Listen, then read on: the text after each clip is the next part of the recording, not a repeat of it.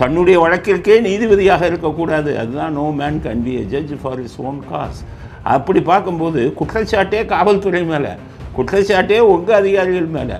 இதில் வந்து உயர் அதிகாரிகள்லாம் சம்மந்தப்பட்டிருக்கீங்களே. உயரதிகாரிகள் வந்து முதலமைச்சர் சொல்கிறது சொல்லி நீங்கள் எல்லாம் பேசாமல் இந்த மரண அடி அடிப்பாங்களா? அப்போ உயரதிகாரிகளும் பேசியிருக்கீங்கல்ல. அதனால தான் வந்து அது சிபிஐ இதுக்கு வந்து அனுப்பியிருக்காங்க. சீனா நமக்கு பழைய நாடானு கேட்குறாங்க. இன்டர்நேஷ்னல் பாலிட்டிக்ஸே தெரியல. சின்ன பிள்ளைக்கு ஒரு 4ஆம் கிளாஸ் 5ஆம் கிளாஸ் படிக்கிற குழந்தைகிட்ட போய் கேளுங்க, சீனா இந்தியாவுக்கு பகை நாடா நட்பு நாடான்னு. 5ஆம் கிளாஸ் குழந்தை சொல்கிறேன். தமிழ்நாட்டில் இருக்கக்கூடிய 8 கோடி 10 கோடி பேருக்கும் தெரியும். ஆனால் கனிமொழின்னு சொல்கிறாங்க சீனா என்ன நமக்கு பகை நாடா? அந்த மாதிரி அரசியலே அடிப்படையே தெரியல. நகை காணாமல் போனதை பற்றியும் விசாரித்து அறிக்கை கொடுக்கணுன்ட்டாங்க. 2 அறிக்கை. ஒன்று, அஜித்குமார் அடித்து கொல்லப்பட்டதுக்கு யார் காரணம், அது ஒன்று. இன்னொன்று, நிகிதா நகை காணாமல் போனதுன்னு சொன்னாங்களே, அதையும் விசாரிட்டாங்க.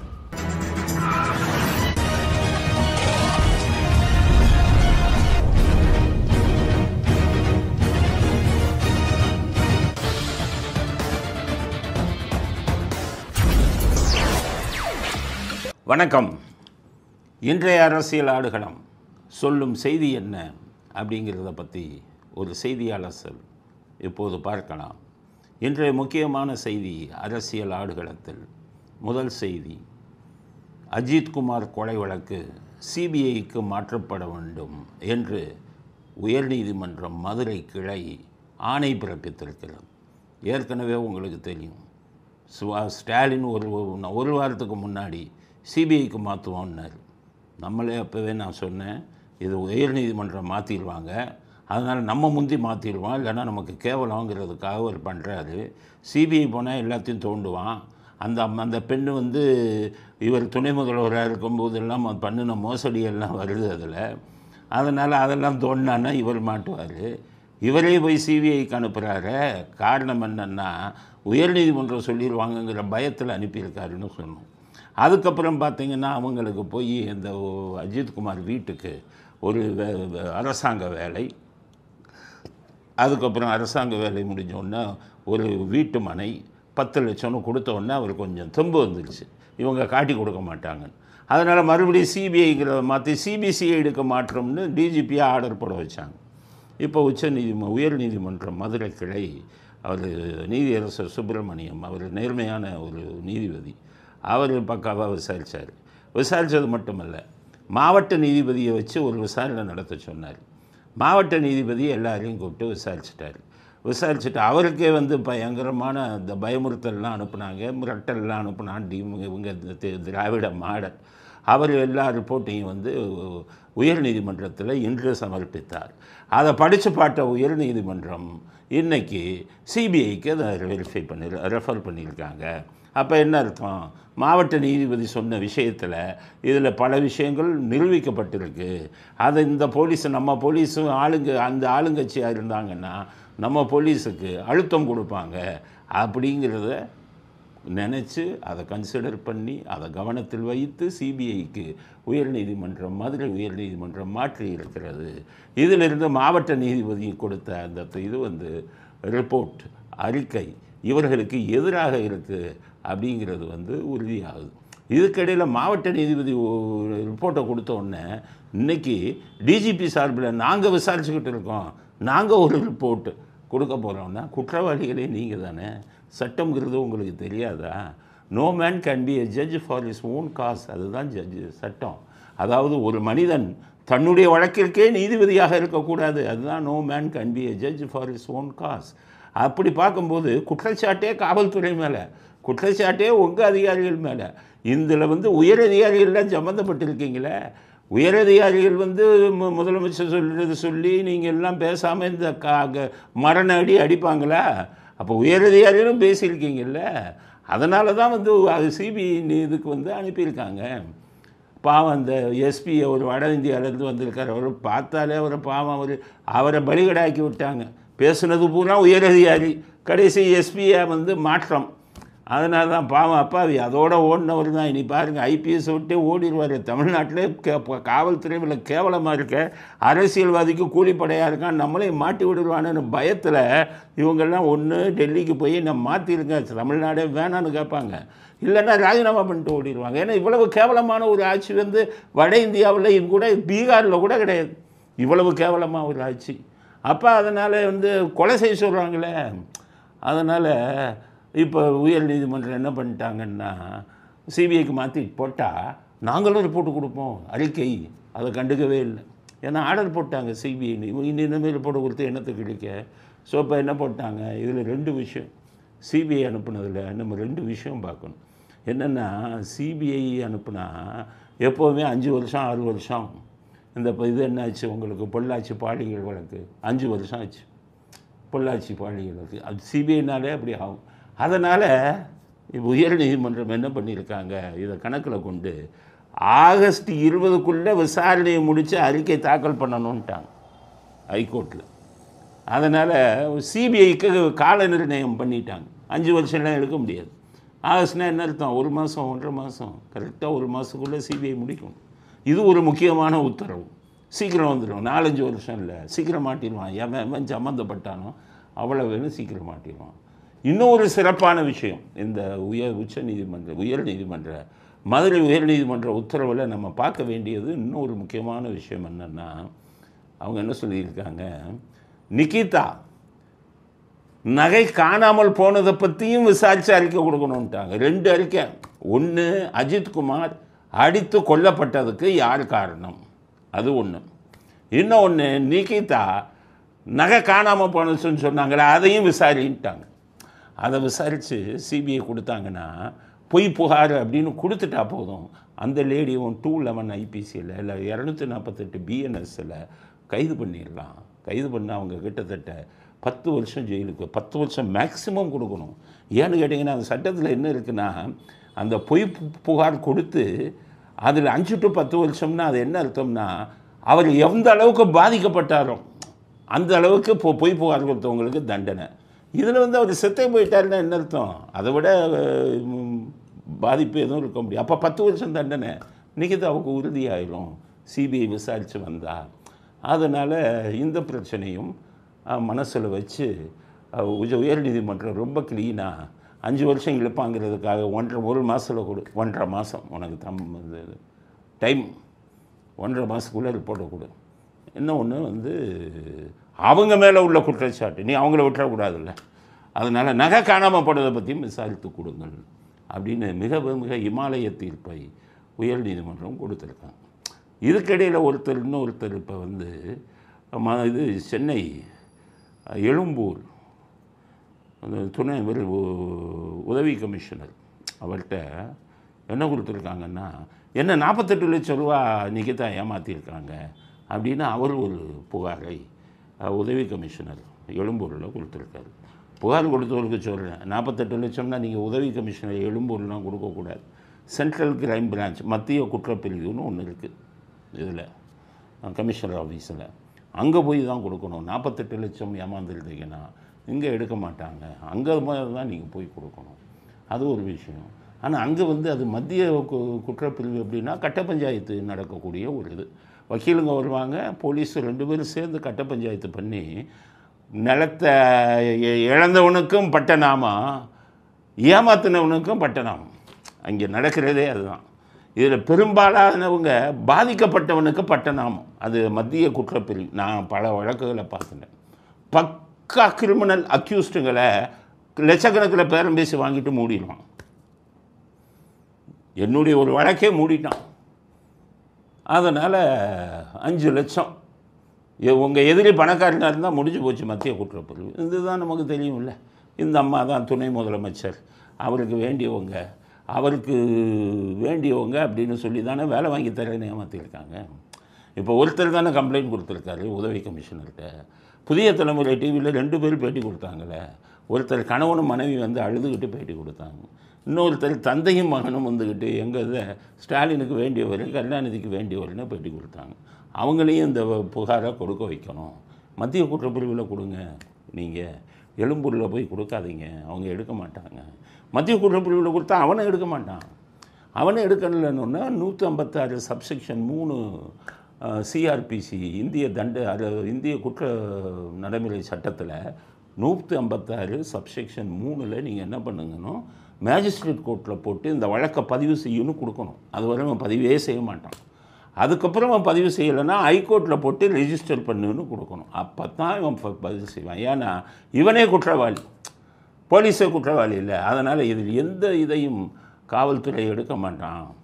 அதனால் நீங்கள் உடனே புகார் கொடுப்பவர்கள் எல்லாம் பேருக்கு மத்திய குற்றப்பிரிவில் கொடுங்க. அங்கே ஒன்றும் நடக்காது. ஃபைலே தீ வச்சு கொளுத்திடும், இல்லைன்னா ரூபாய் வாங்கிட்டு ஃபைலை ஒழிச்சு வச்சுடும். அது மாதிரி தான் நடக்கும். அது அரசியல் சம்மந்தப்பட்டது இல்லை. அதனால் இந்த புகாரை கொடுப்பவர்கள் பேருக்கு மத்திய குற்றப்பிரிவில் கொடுத்துட்டு சென்ட்ரல் கிரைம் பிரான்ச் அப்படின்னு பேர் கொடுத்துட்டு அதுக்கு அடுத்தது இதில் மேஜிஸ்ட்ரேட் கோர்ட்டில் ஒரு வழக்கு போட்டு வழக்கை பதிவு செய்ய சொல்லுங்கள்னு போடுங்க. அதுக்கப்புறம் ஹைகோர்ட்டில் போட்டு 482 சிஆர்பிசியில் உங்களுக்கு இதை வழக்கை பதிவு செய்யுங்கள். இவ்வளவும் போட்டால் தான் முடியும். ஏன்னா ஃபுல்லாக அவங்க காப்பாற்றுவாங்க அப்படிங்கிறத நம்ம தெரிஞ்சுக்கணும். இதுக்கிடையில் நிக்கிதா அன்னைக்கு ஒரு திண்டுக்கல்லில் ஒரு காலேஜில் அவங்க வேலை பார்க்குறாங்க. அந்த காலேஜில் பாட்டனி ஹெட் ஆஃப் த டிபார்ட்மெண்ட்டாக இருக்காங்க. அந்த டிபார்ட்மெண்ட்டுக்கு அந்த பாட்டனிக்கு இவங்க தான் தலைமை பேராசிரியை அதில் இருக்காங்க. அதில் இன்றைக்கி போய் ஜாயின் பண்ண போயிருக்காங்க. பொதுவாக இவ்வளோ பிரச்சனை வந்துட்டால் கல்லூரி என்ன சொல்லுவாங்க தெரியுமா? ஏம்மா பெரிய பிரச்சனையாக இருக்குது, நீ இன்னும் கொஞ்ச நாள் லீவில் போமா, இல்லைன்னா இப்போ உன்னை எடுத்துக்க முடியாதுமான்னு சொல்லுவாங்க. ஆனால் மேலிடத்து ரெக்கமெண்டேஷன் ஃபோன் போயிருக்கும், ஸ்டாலின் ஆஃபீஸ்லேருந்து ஃபோன் போயிருக்கும், இல்லைன்னா உங்களுக்கு மந்திரிகிட்டேருந்து ஃபோன் போயிருக்கும். உங்கள் போன உடனே அவங்க வேலையில் உடனடியாக எடுத்துட்டாங்க. அவங்க போகும்போது பார்த்திங்கன்னா 2 ஆண் காவலர்கள்னால் பாதுகாப்பு ப்ரைவேட்டால் தான், பாதுகாப்புக்கு 2 பேர், ஆண் 2 பேர், பெண் ஒருத்தர், 3 பேர் கூட போயிருக்காங்க. 3 பேர் பாதுகாப்போடு அவங்க போய் இன்றைக்கி அவர்களுடைய வேலையிலே ஜாயின் பண்ணிட்டாங்க அப்படிங்கிறது அடுத்த செய்தி. பெரிய இடத்து சப்போர்ட் இருக்குல்ல, அதனால் அதில் யாரும் ஒன்றும் கண்டுக்க மாட்டாங்க. இதுக்கு இடையில் இவர் இறந்து போன அஜித்குமாரின் தம்பி தாங்கள் ஏமாற்றப்பட்டு விட்டதாக அவர் அறிக்கை கொடுத்துருக்கார். என்னன்னு கேட்டிங்கன்னா, எனக்கு என்னமோ அரசாங்க வேலைன்னு சொன்னாங்க. எங்கள் ஊர்லேருந்து 80 கிலோமீட்டர் தாண்டி ஒரு இடத்துல கொடுத்துருக்காங்க வேலையை. இங்கேருந்து என்னால் போக முடியாது. அதனால் அந்த இடம், அவங்க கொடுத்த இடம் என்னால் தினமும் போயிட்டு வர முடியாது, ஏமாற்றிட்டாங்க அப்படின்னு சொல்லியிருக்காரு. அவங்க கொடுத்த வேலையில் பார்த்திங்கன்னா டைரக்ட் கவர்மெண்ட்டில் அது கீழே இயங்குகிற ஒரு நிறுவனம். அந்த மாதிரி 2வது 80 கிலோமீட்டர், நாங்கள் இருக்கிற இடத்துலேருந்து 80 கிலோமீட்டர் போயிட்டு வரதுக்கு இந்த சுச்சுவேஷனில் நான் போயிட்டு அவ்வளோ தூரம் போயிட்டு ஒர்க் பண்ண முடியாது. மாற்றி கேட்டிருக்கேன், மாற்றி தரேன்னு சொல்லியிருக்காங்க, ஆனால் இது வரைக்கும் பண்ணல. அது தெரியும் முதல்லையே. இதெல்லாம் கண் துடைப்பு, ஏமாற்ற தான் செய்வாங்க. ஏன்னா ஸ்டாலின் கூட பரிதாபப்பட்டீங்களே, ஏன் அவங்க பக்கத்தில் இருந்து நீங்கள் என்ன போஸ்ட் கொடுத்துருப்பீங்க? ஓஏ போஸ்ட்டு கொடுத்துருப்பீங்க, இல்லை கொஞ்சம் +2 பாஸ் பண்ணியிருந்தால் ஜூனியர் அசிஸ்டண்ட்டுன்னு கொடுப்பீங்க. அதில் இல்லாத இடமா? எங்கேயாச்சும் பக்கத்தில் காரைக்குடி, சிவகங்கை, அந்த மாதிரி எத்தனை அரசு அலுவலகங்கள் இருக்குது. அதில் போடலாம்ல. உண்மையில் அவர் மேலே உங்களுக்கு அனுதாபம் இருந்தால் அது போடல. எப்படி 80 கிலோமீட்டரில் போனால் அவங்களாம் விட்டுட்டு போயிடுவாங்கல்ல. அப்போ ஊரை ஏமாற்றிட்டு நான் அரசாங்க வேலை கொடுத்துட்டேங்கிறது. அப்புறம் கேட்டால் அவங்களே ராஜினாமா பண்ணிட்டு போயிட்டாங்க. 80 கிலோமீட்டரில் போட்டால் அவன் விட்டுட்டு போயிடுவான், அப்படி ஒரு எதிர்பார்ப்பு. அதனால் அவரை ஏமாற்றுவதற்காக 80 கிலோமீட்டர் அவர் வருத்தத்துடன் அறிக்கை விட்டிருக்காரு. இன்னொரு முக்கியமான விஷயம், வீட்டு மனு கொடுத்தேங்கிறாரு ஸ்டாலின். ஆனால் அவர் என்ன சொல்கிறார், அஜித்குமார் தம்பி ஒரு காட்டுக்குள்ளே தண்ணி இல்லாத இடத்துல ஒரு வீட்டு மனையை கொடுத்துருக்காங்க பட்டா போட்டு அப்படின்னு சொல்லியிருக்காங்க.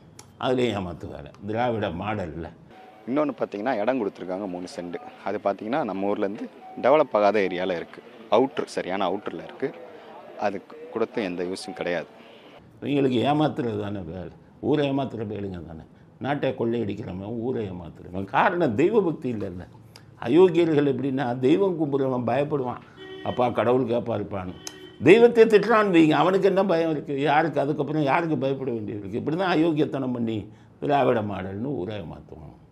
அதனால் அவர் சொல்லிட்டார், அஜித்குமார் தம்பி என்னை வந்து ஒரு வழி பண்ணி ஊரை என்னை ஏமாற்றிட்டாங்க அப்படின்னு ஒரு அறிக்கை விட்டிருக்காரு. இதுக்கடையில் அஜித்குமார் நண்பர் ஒருத்தரையும் அருண்கிறவரையும் அடிச்சிருக்காரு. அவரும் ஆஸ்பத்திரியில் அட்மிட் ஆகிருக்கார், உள்நோயாளியா, இன்பேஷண்ட். அவர் இப்போ விஷயத்தை சொல்கிறார், என்னையும் அடித்தாங்க அப்படின்னு. அவருக்கு உள்காயமெல்லாம் எவ்வளவு இதாக இருக்குது அப்படின்னு தெரியல. எல்லாம் சிபிஐக்கு கம்ப்ளைண்ட்டை கொடுங்க. அஜித்குமார் நண்பருக்கும் சொல்கிறேன், சிபிஐக்கு கம்ப்ளைண்ட் கொடுங்க. சிபிஐ வந்து உங்களுக்கு சென்னையில் நுங்கம்பாக்கத்தில் அதனுடைய அலுவலகம் இருக்குது, அங்கே நீங்கள் கம்ப்ளைண்ட் அனுப்புங்க. அதனால் அஜித்குமார் இதில் இவர்களெல்லாம் மறைத்தாலும் இதில் சம்பந்தப்பட்ட அத்தனை அதிகாரியும் வெளியில் வரணும். அவன் பேர் தான் வெளியில் வரணும். இவங்க தான் ரொம்ப நாளாக இதை பண்ணிக்கிட்டு இருக்காங்க. ரொம்ப நாளாக ஃபோன் பண்ணி சொல்லிடுவான், அடிக்கிறவன் ஜெயிலுக்கு போவான், கான்ஸ்டபிள் லெவலில் தான் ஜெயிலுக்கு போவான். அக்கிரமம் பண்ணுறவன் பூரா மேலே இருக்கிறவன் அதிகாரி. அவனை வெளியில் கொண்டு வந்தீங்கன்னா தான் பயம் வரும். ரொம்ப நாளாக அந்த அக்கிரமம் நடக்குது. ஐபிஎஸ் அதிகாரின்னு சொல்லி இன்றைக்கி இருக்கிறவன ஐபிஎஸ் அதிகாரியா? கேவலம். அதனால் எல்லா அதிகாரியும் வெளியில் கொண்டு வரணும். அதற்கான விஷயத்தை சிபிஐ செய்யணும். உயர் நீதிமன்றமும் இது அதுக்கான, ஏன்னா உயர் நீதிமன்றம் புரிஞ்சுக்கிட்டாங்க இவங்களை பற்றி, படுமோசமாக இருக்காங்க. இப்போ பொன்முடியில் கூட இன்றைக்கி அடிச்சிட்டாங்க. தானாக முன்வந்து எடுத்து இந்த சைவத்தையும் வைஷ்ணவத்தையும் திட்டினதுக்கு அது சொல்கிறாங்க, இதெல்லாம் ஒரு மந்திரியாயா நீ? ஆட்சியாக நடக்குது இங்கே. ஒரு மந்திரியை பற்றி, ஒரு கடவுளரை பற்றி இவ்வளவு கேவலமாக பேசுவீங்களா? என்ன இவ்வளவும் பேசிட்டு அவன் மேலே ஒரு வழக்கு போட்டு அப்படியே எஃப்ஐஆரை வச்சு க்ளோஸ் பண்ணி அப்படியே குற்றப்பத்திரிக்கை எதையும் தாக்கல் செய்யாமல், ஏன்னா மந்திரி இல்லை. அதனால் என்ன தான் இப்போ துர்கா ஸ்டாலின் சாமி கும்பிட்டாலும் ஸ்டாலினுக்கு இருக்கு உங்களுக்கு இறை சக்திகிட்ட இருந்து சரியான தண்டனை காத்து கொண்டு இருக்கிறது. இப்படியே பண்ணுங்கள், இந்த தப்பை தொடர்ந்து பண்ணுங்கள். அப்போ தான் உங்களுக்கு விழுகிற அடி தமிழ்நாட்டுக்கு மட்டுமல்ல இந்தியாவுக்கே பாடமாக அமையும் அப்படிங்கிறத அஜித்குமார் விஷயத்தில் இவ்வளோ விஷயம் வந்திருக்கு. இதை முதல் கருத்தாக பதிவு செய்ய விரும்புவோம். அடுத்தது நம்ம நேற்று சொன்னபடி நடிகர் ஸ்ரீகாந்துக்கும் நடிகர் கிருஷ்ணாவுக்கும் ஜாமீன் கொடுத்துட்டாங்க ஹைகோர்ட். கொடுக்காமல் இருப்பாங்களா? நான் தான் சொன்னேன்ல, கடத்தினவனுக்கே கொடுக்குறீங்களாப்பா ஹைகோர்ட்டில் பெயிலு. எத்தனைப்பா, 1/2 கிலோவா ஜாமீன்? அப்படிலாம் கொடுப்பீங்க. இவன் பாவம் குடித்தவன் தானே, கொடுக்காமல் இருப்பீங்களான்னு தான் கேட்டேன். இப்போ நிபந்தனை ஜாமீன் கொடுத்துட்டாங்க. நிபந்தனை ஜாமீன் என்னென்னா, அதாவது தினமும் காவல்துறை நிலையத்தில் வந்து கையெழுத்து போடணும். அதுதான் நிபந்தனை. நல்ல வேலை. என்ன பண்ணுவாங்க தெரியுமா? நீ எங்கேருந்து கடலூரில் போய் கையெழுத்து போடுமாங்க, சில கேஸுங்க மதுரையில் போய் கையெழுத்து போடுமாங்க. இது நல்ல வேலை. நுங்கம்பாக்கம் போலீஸ் ஸ்டேஷனில் தான் புகார் கொடுத்தது. அதனால் நுங்கம்பாக்கம் போலீஸ் ஸ்டேஷன்லேயே இது தினமும் கையெழுத்து போடணும். இந்த தினமும் கையெழுத்து போடுறதில் பல சிக்கல் இருக்குது.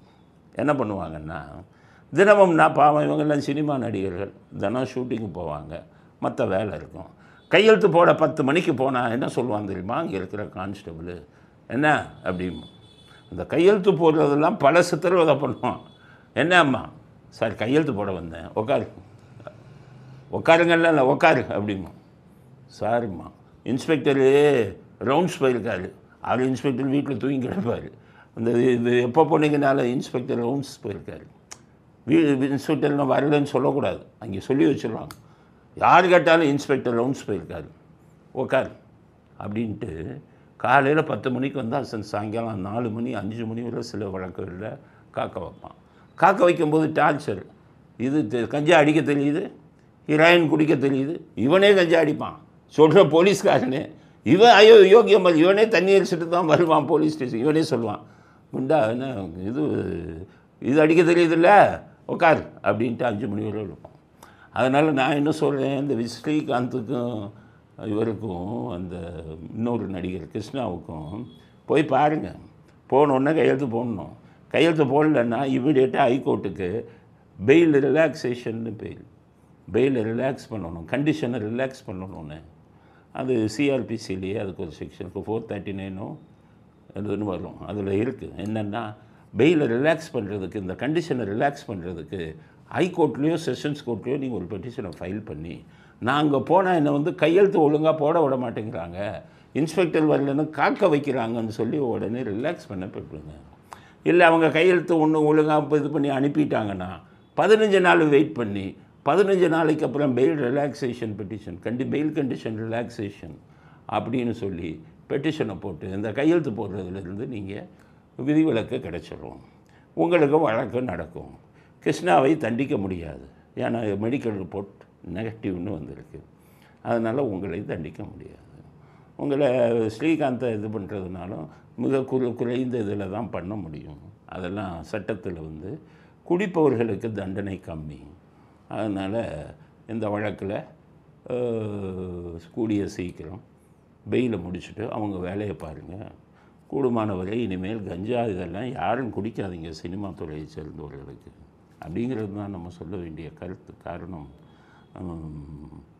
அதே சமயத்தில் போலீஸுக்கு சொல்ல வேண்டியது, கடத்தினவனை பிடி, கடத்தினவன்ட்ட மாமூல் வாங்குகிற குடிக்கிறவனை பிடிச்சி பெரிய தீவிரவாதி மாதிரி கையை பிடிச்சி கொண்டு போய் ஜீப்பில் ஏற்றுற, அதை முதல் நிறுத்து. கடத்துறவனை பிடி. இந்த ஜாஃபர் சாதிக்கு இங்கே வந்து இப்போ கடத்த ஆரம்பிச்சிருப்பான் யாரும், அவனை போய் பிடிங்க. பல ஜாஃபர் சாதிக்குங்க தமிழ்நாட்டில் உலாவிக்கிட்டு இருக்கான், இது கடத்துறவன் பல பேர் இருக்கான்.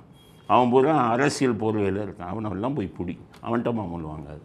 குடிக்கிறவனை வந்து ஒரு தீவிரவாதி மாதிரி நடத்தாது அப்படிங்கிறத காவல்துறைக்கு ஒரு அறிவுரையாக பதிவு செய்ய விரும்புகிறோம். அதுக்கடுத்தது கனிமொழி. டெய்லி எதையாச்சும் பேசுகிறாங்க, நம்மளை பேச வைக்கிறாங்க. அடிக்கடி அவங்கள பற்றி பேசுகிறதுக்கே கஷ்டமாக இருக்குது. ஏன்னா ஒரு நல்ல ஒரு உருப்படியான ஆளை பற்றி பேசினா பரவாயில்ல. ஒன்றுமே தெரியாது இந்த அம்மாவுக்கு, அரசியலில் ஜீரோ இவங்க அப்பா. ஆனால் இன்றைக்கி அந்த அம்மா என்ன சொல்கிறாங்க, விஜய்க்கு ஒன்றுமே தெரியாது, விஜய்க்கு அரசியலை பற்றி ஒன்றுமே தெரியல. எதுவுமே புரியாம சில பேர் பேசிட்டு இருக்காங்க, நாங்க ஆட்சி அமைச்சிருவோம் ஆட்சி அமைச்சிருவோம்னு.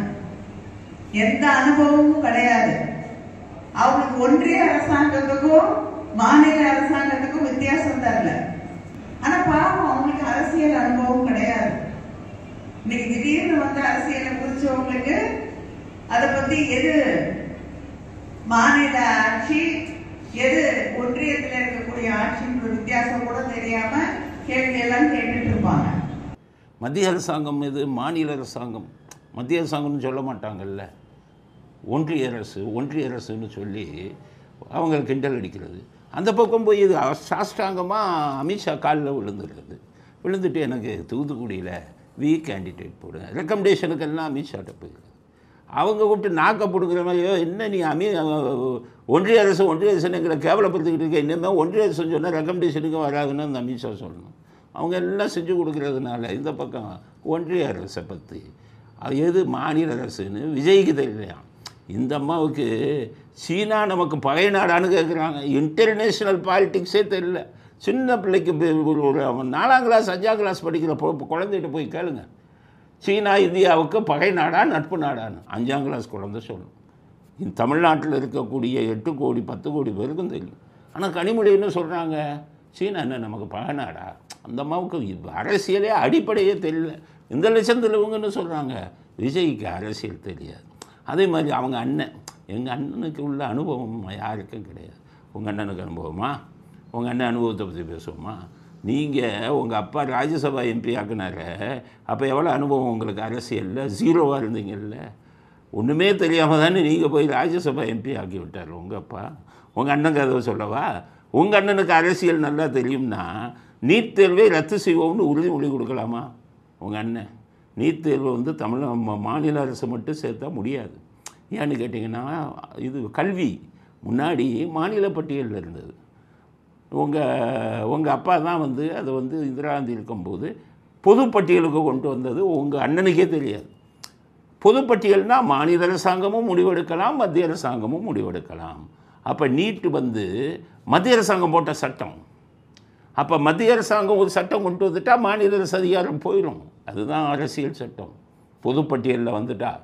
அதனால் மத்திய அரசாங்கம் கொண்டு வந்துட்டாங்க நீட்டை. சுப்ரீம் கோர்ட்டு அது வந்து இது பச்சது ரைட்டுன்னு சொல்லிட்டாங்க. உங்கள் அண்ணனுக்கு எல்லாம் தெரியும், அரசியலில் மிகப்பெரிய அனுபவம்னா நீட் தேர்வை ரத்து செய்வேன்னு சொல்லுவாரா? சரி, நீட் தேர்வை ரத்து செய்வோன்னு உளறிட்டார். அதுக்கடுத்தது உங்கள் அண்ணன் என்ன பண்ணார்? நீட் தேர்வை விளக்கு மசோதான்னு போடுறாரு. அரசியல் தெரிஞ்சால் போட முடியுமா? மக்கள் மசோதான்னு போட்டு அதுக்கப்புறம் ஒரு 6 மாதம் கழிச்சு இப்போது தான் எனக்கே புரிகிறது, நீட் தேர்வை ரத்து செய்யும் அதிகாரம் மாநில அரசாங்கத்தில் இல்லை அப்படின்னு ஒரு வருஷம் கழிச்சு. அதுக்கு இடையில் உங்கள் அண்ணன் பையன், அந்த சின்ன பையன் உதயநிதி, அவரை கொண்டு போய் நாங்கள் வந்தால் முதல் கையெழுத்து நீட்டு. அந்த அளவுக்கும் அரசியல் தெரியல. 50 வயசு ஆச்சு, அவருக்கும் அரசியல் தெரியல. முதல் கையெழுத்துன்னாரு. 1 கோடி பேர்கிட்ட கையெழுத்து வாங்குறேன்னு சொல்லி எல்லாம் குப்பை தொட்டியில் தூக்கி போட்டாங்க. உங்கள் அண்ணன் பையனுக்கும் அரசியல் தெரிஞ்சதா? சுத்தமாக தெரியல.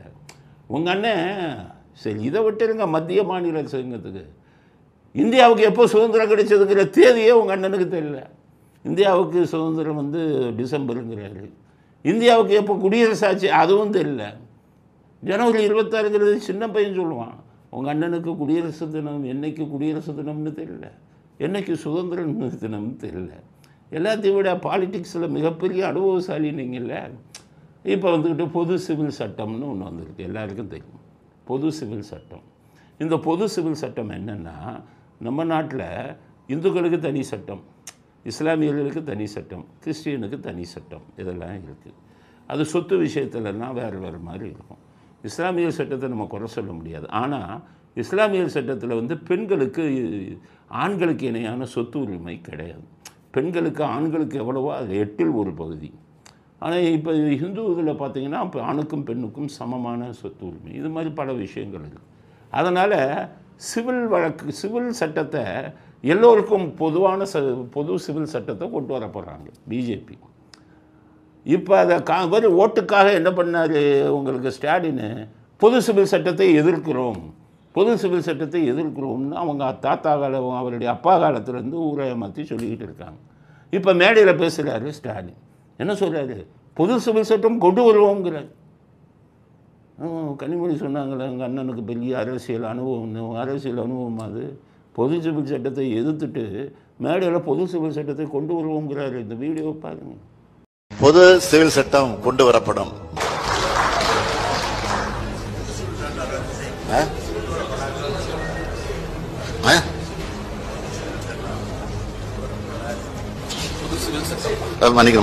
பொது சிவில் சட்டம் கொண்டு வரப்படாது.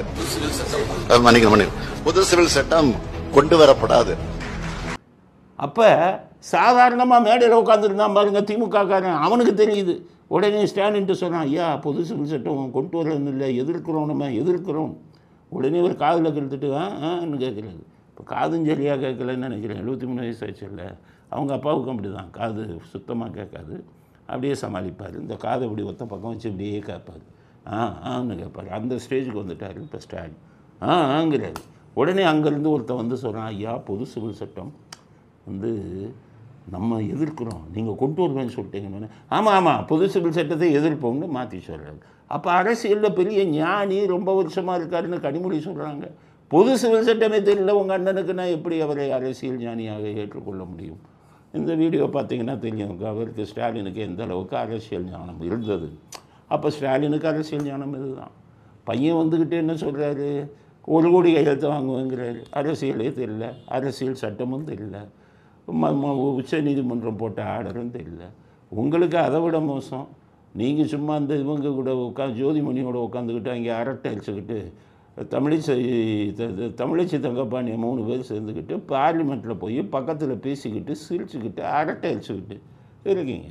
உங்களுக்கு என்ன அரசியல் தெரியும்? இல்லைன்னா நீங்கள் சீனாவை நட்பு நாடுன்னு சொல்லுவீங்களா?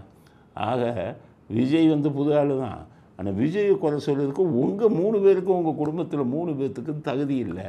காரணம், நீங்கள் இன்று வரை அரசியல் தெரியாது, உங்கள் குடும்பமே அரசியல் தெரியாமல் இருந்து கொண்டிருக்கிறீர்கள், அரசியலில் கத்துக்குட்டியாக இருக்கிறீர்கள் அப்படிங்கிறது அடுத்த செய்தி. அதே இது திருச்செந்தூருக்கு இந்த அம்மா போகும்போதே எனக்கு தெரியும் ஏதாச்சும் இதில் ஃப்ராட் நடக்கும், குளறுபடி நடக்கும். இப்போ என்ன செய்தி வந்தது? திருச்செந்தூர் பக்தர்கள் எல்லாம் ட்ரோனில் தீர்த்தத்தை தூவிருக்காங்க. தீர்த்தம் எல்லா பக்தர்களும் விழுந்த ஒன்றா வாங்கி அப்படியே எடுத்து குடிக்கிறாங்க, தலையில் வச்சுக்கிறாங்க. இப்போ தான் செய்தி வந்திருக்கு இந்த வீடியோவை பார்த்தீங்கன்னா. அதாவது கேனில் இருக்கிற குடித நீரை வந்து ட்ரோனில் நிரப்பி தெளித்து பக்தர்கள்கிட்ட வந்து தீர்த்தம்னு சொல்லி ஏமாற்றிருக்காங்க. பாவம், குடித நீரை போய் பக்தர்கள்லாம் தலையில் தீர்த்தம் நினச்சி வச்சுருக்காங்க. இந்த வீடியோவை பாருங்கள், அவங்க பண்ண மோசடி தெரியும். குடமுழுக்கிற்கு பிறகு புனித நீர் தெளிக்கப்படும் என காத்திருந்த பக்தர்களுக்கு ஏமாற்றம். அபிஷேக நீருக்கு பதிலாக சாதாரண கேன் தண்ணீரை ட்ரோன்கள் மூலம் தெளித்ததால் அதிருப்தி.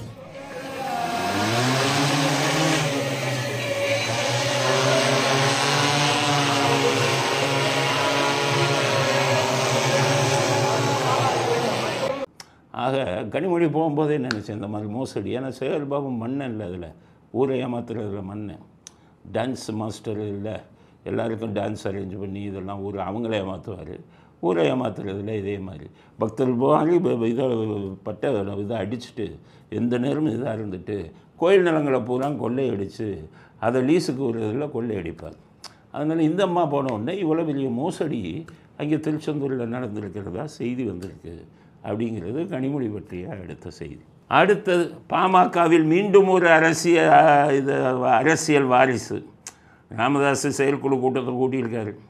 முதல்ல அவர் அரசியலுக்கு என்ன சொல்லிட்டாரு, எங்கள் குடும்பத்திலேருந்து யாருமே வரமாட்டேன்னாரு ஆரம்பித்த போது. அடுத்து கொஞ்ச நாள் கழித்து பையனை கொண்டு வந்தார் அன்புமணின்னு. அப்புறம் கொஞ்ச நாள் கழித்து மருமகளை கொண்டு வந்தார் தருமபுரியில் நடத்துகிறேன்னு. அதுக்கப்புறம் கொஞ்ச நாள் கழித்து முகுந்தன்னு சொல்லி பேரனை கொண்டு வந்தார், பேரன் ஓடிட்டார். இப்போ அவருடைய மகளாம் காந்திமதி அவங்களையே செயற்குழு கூட்டத்துக்கு கூட்டிகிட்டு வந்துட்டார். இந்த வீடியோவை பாருங்கள். சமூகங்களை சேர்ந்த அனைத்து மக்களையும் முன்னேற்றதற்கு நீங்கள் வழிகாட்ட வேண்டும் என்று எங்கள் அனைவரும் சார்பாக கேட்டுக்கொண்டு விடைபெறுகிறேன். நன்றி, வணக்கம். பாட்டாளி மக்கள் கட்சியினுடைய இணை பொதுச் செயலாளர். ஆக ஒரு வாரிசுன்னா அப்போ திமுகவே மிஞ்சி விட்டார் ராமதாஸ். 4 வாரிசை கொண்டு வந்துட்டார். ஆனால் பையன் என்ன சொல்லிட்டாரு, நீ கூட்டின கூட்டமே செல்லாதுன்ட்டார். அதனால் அடுத்த வாரிசும் ரெடியாகி விட்டார். இதுக்கிடையில் அந்த மீட்டிங்கில் பேசின ஜி.கே. மணி ஒரு பொருளாக விட்டுருக்கார். என்ன சொல்லியிருக்காருன்னா, அவர் எம்ஜிஆர் கூப்பிட்டாராம் யார் ஜி.கே. மணியை, அதுக்கப்புறம் கருணாநிதி கூப்பிட்டாராம் அவங்க கட்சிக்கு, அதுக்கப்புறம் ஜெயலலிதா கூப்பிட்டாங்களாம். எம்ஜிஆர் அப்போ 1986 எம்ஜிஆர் சொன்னப்போ போயிருந்தா எவ்வளோ இருந்திருக்கலாம் பணவி பதவி. கலைஞர் சொன்னார் பெரிய பதவி சொன்னார், அவருக்கு அடுத்த நிலையில் போகலை. ஜெயலலிதா புரட்சி தலைவி சொன்னாங்க, மணி மிஸ்டர் மணி இப்படி தான் பேசுவோம், மிஸ்டர் மணி உங்கள் நல்ல பண்பு கட்டுப்பாடு எனக்கு ரொம்ப பிடிச்சிருக்கு, நீங்கள் அங்கே இருக்க வேண்டிய இயக்கம் அது இல்லை, இங்கே வந்துடுங்க, உங்களை நல்ல நிலையில் எனக்கு அடுத்த நிலையெல்லாம் வச்சுருந்துன்னு சொன்னாங்க. முதல்ல நினைக்கல வேண்டாங்க, அப்படிப்பட்ட ஆள் இல்லைன்னு சொன்னேன். ஏன்னா எம்ஜிஆர் யாரையும் கட்சிக்கு கூப்பிட்டது இல்லை. இதில் பெரிய வேடிக்கை என்னென்னா, எம்ஜிஆர் 1987 இறந்து போயிட்டார். அது உங்களுக்கு பாட்டாளி மக்கள் கட்சி அதுக்கு பிறகு தான் ஆரம்பிக்கப்பட்டது. அதுக்கு ஆரம்பிக்கப்பட்ட பிறகு தான் ஜி.கே. மணி தலைவரானார். அப்போ கட்சியே ஆரம்பிக்க முன்னாடி எம்ஜிஆர் ஜி.கே. மணியை கூப்பிட்டாருன்னு அப்படின்னா எவ்வளோ பெரிய பொருளாக வேலை பாருங்கள் தான். அடுத்து கருணாநிதி கூப்பிட்டாராம், அது உண்மையாக இருக்கும். கருணாநிதி எல்லாருமே கூப்பிடுவார். அவர் எம்ஜிஆர் இருக்கும்போது சுப்புன்னு கம்யூனிஸ்டில் ஒருத்தர் நல்லா பேசுவார். கருணாநிதி சொல்லி அவனை எப்படியாச்சும் நம்ம பக்கம் இல்லை அப்படின்னு கெஞ்சி கலையில் பணத்தை கொடுத்து சுப்புவை உங்கள் பக்கம் சேர்த்தாங்க. அதுக்கடுத்து இந்த லியோனி அவர் ரொம்ப காமெடியாக பேசுவாருன்னா கருணாநிதி சொல்லி தான் அவரை கெஞ்சி கலரி அவரை கூப்பிட்டு சேர்த்தாங்க. அதனால் கருணாநிதி வேண்டுமானால் ஜி.கே. மணியை கூப்பிட்டுருக்கலாம். ஜெயலலிதா கூப்பிட்டாங்களா, ஜெயலலிதா அவங்க சரித்திரத்தில் யாரையுமே இது பண்ணதில்லை, வானே கூப்பிட்டதில்லை. இந்த எஸ்.வி. சேகர் ஒரு ஆள், அவர் காமெடி ரொம்ப பிடிக்கும் அவருக்கு, அவர் எதையும் பார்த்து ரசிப்பார். அதனால் மயிலாப்பூரில் உனக்கு சீட்டு கொடுத்துருக்கப்பா நில்லுன்னாங்க. அது ஒன்று தான் அவங்க செஞ்ச தப்பு. அதுக்கு எஸ்.வி. சேகர் சரியாக முதுகில் குத்துனார், ஜெயலலிதா முதுகில். அப்புறம் வருத்தப்பட்டாங்க, இந்த மாதிரி ஆளெல்லாம் எடுத்துட்டோம். அதை தவிர ஜெயலலிதா யாரையும் என் கட்சிக்கு வான்னு கூப்பிட்டது இல்லை. காரணம் அவங்க மற்றவங்களை நம்பி இல்லை, அவர்களுடைய செல்வாக்கு, எம்ஜிஆருடைய செல்வாக்கு, அதில் தானே கட்சி நடத்தினாங்க. பிரசாந்த் குஷலியை கட் அவுட்டுன்னு சொன்னாங்க, ஜி.கே. மணியை மட்டும் உள்ளே வான்னு சொல்லுவாங்கன்னா இது ஒரு பொருளாக வேலை அப்படிங்கிறது அடுத்த கருத்து. இத்துடன் இன்றைய அரசியல் ஆடுகளம் நிறைவடைகிறது. மீண்டும் நாளை புதிய செய்திகளுடன் உங்களை சந்திக்கிறோம். நன்றி, வணக்கம், ஜெயன்.